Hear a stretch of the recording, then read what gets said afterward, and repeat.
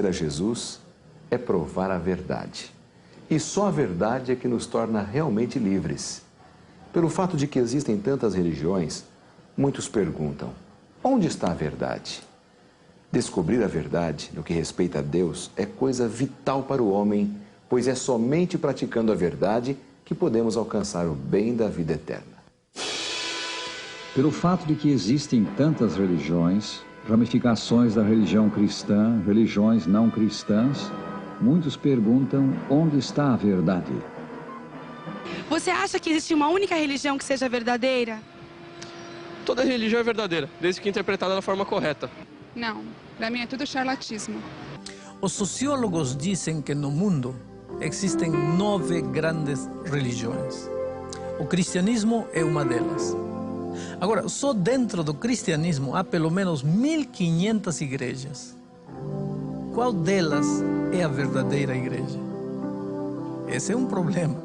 Vejamos, as igrejas são iguais porque todas conduzem a Jesus. É isto verdade?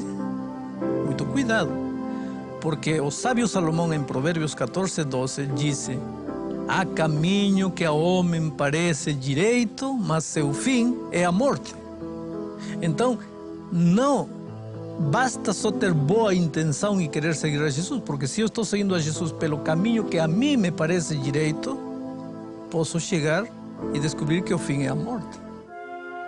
Descobrir a verdade no que respeita a Deus é coisa vital para o homem, pois é somente praticando a verdade que podemos alcançar o bem da vida eterna. Muitos são como este jovem, seguem uma religião de olhos vendados, sem saber por que fazem as coisas que fazem, sem saber qual o seu destino. O espírito humano não tem paz enquanto não é satisfeito o seu supremo anseio, e o supremo anseio de toda pessoa é a salvação. Que diz a Bíblia? O Senhor Jesus Cristo ensinou que devemos examinar o Santo Livro. As Escrituras são revelação de Deus e segura fonte da verdade. Necessitamos estudar as Escrituras para conhecer a verdade. E necessitamos praticar os seus ensinos. Nada vale dizermos que cremos em Cristo se não fazemos a sua vontade. São dele as palavras: nem todo o que me diz Senhor, Senhor entrará no reino dos céus, mas aquele que faz a vontade de meu Pai que está nos céus. São Mateus 7:21. Vamos estudar agora alguns característicos da verdadeira igreja. Crer em Cristo, amá-lo e obedecer-lhe é um dos característicos da verdadeira igreja. A aceitação das Escrituras, tanto do Velho quanto do Novo Testamento, como dadas por inspiração de Deus, contendo a revelação da sua vontade aos homens e como sendo a única regra infalível de fé e prática, eis outro característico da verdadeira igreja. Toda a Escritura, escreveu São Paulo, é inspirada por Deus e útil para o ensino, para a repreensão, para a correção, para a educação na justiça, a fim de que o homem de Deus seja perfeito e perfeitamente habilitado para toda a boa obra. 2 Timóteo 3, 16 e 17. A verdadeira igreja dá condições a seus membros para examinarem a Bíblia Sagrada e assim conhecerem a vontade de Deus. A igreja onde o povo de Deus se reúne para cantar, para orar e para adorar a Deus, é o lugar onde Deus se manifesta, onde Deus habita, trazendo as bênçãos. O fato de frequentar uma igreja, um templo, não substitui a comunhão pessoal com Deus em casa. Mas a comunhão com Deus em casa também não substitui a frequência aos cultos na igreja. Ir à igreja é ir ao encontro de Deus. Estar no templo, cantando, louvando a Deus, frequentando a casa do Senhor, é o momento mais incrível da história do homem. É o momento em que você se sente realmente na presença do Deus Criador dos céus e da terra. Jesus estabeleceu a sua igreja neste mundo exatamente para atender à necessidade dos seus seguidores de viverem numa sociedade. E tem mais uma coisa: você vai para o céu, meu amigo, não é para você viver sozinho lá não. Você vai viver em família no céu. Em família. Então, se você não procurar aprender aqui como viver na família de Deus, como é que você vai estar preparado para viver na família de Deus lá no céu, quando Jesus voltar? Então, daí a importância da igreja. Jesus tem a sua igreja e Jesus convida o seu seguidor a pertencer à sua igreja, para pertencer à sua sociedade e se preparar assim para viver na grande igreja universal, naquele dia quando Jesus voltar, a igreja de todo o universo. A igreja verdadeira é comparada a uma mulher formosa.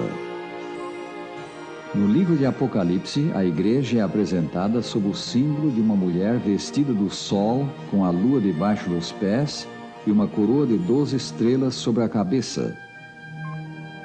A igreja é também chamada coluna e baluarte da verdade.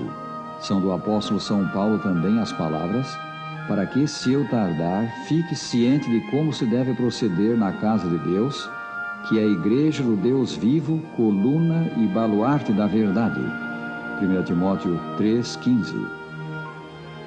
Deus tem na sua igreja os autênticos representantes da verdade para esse tempo, que estão proclamando a última mensagem de advertência à humanidade e fazendo o último convite para a salvação. Tendo em vista capacitar-nos para fazer uma identificação segura, Jesus adverte: pelos seus frutos os conhecereis. São Mateus 7,16. No reino espiritual acontece o mesmo que no reino vegetal. Assim como a árvore é conhecida pelos frutos que dá, também a igreja verdadeira é identificada por aquilo que são os seus membros e pelos frutos que eles dão, isto é, pelas obras que praticam. Dos membros da Igreja de Cristo na Terra, a Escritura diz: aqui está a perseverança dos santos, os que guardam os mandamentos de Deus e a fé de Jesus. Apocalipse 14, versículo 12. Essa declaração é significativa porque caracteriza a verdadeira igreja. Muitas organizações religiosas denominadas cristãs pretendem ser a Igreja de Cristo, mas não preenchem estas duas condições: fé em Jesus e a observância dos 10 mandamentos. Então, a verdadeira igreja de Deus nesta terra tem duas características básicas: guarda os mandamentos de Deus e segue a Jesus, tem a fé de Jesus. Muito cuidado com depositar sua confiança nos mandamentos, esquecendo Jesus. Mas também muito cuidado com pensar que é Jesus que salva e os mandamentos não têm nenhum valor. Porque a verdadeira igreja de Deus para nossos dias guarda os mandamentos de Deus e tem a fé de Jesus. Os filhos de Deus produzem frutos de obediência, observam os mandamentos de Deus, não para que sejam salvos, mas como demonstração de que foram salvos pela sua fé em Cristo. A obediência é o resultado da salvação que Cristo dá sobre a base da fé. Os membros da verdadeira igreja abstêm-se do mundanismo, pois acreditam que as práticas e princípios do mundo são contrários à vontade de Deus e creem que quem ama o mundo não tem o amor do Pai. A verdadeira igreja leva ao mundo, nesses dias finais da história, a última mensagem de Deus para o homem.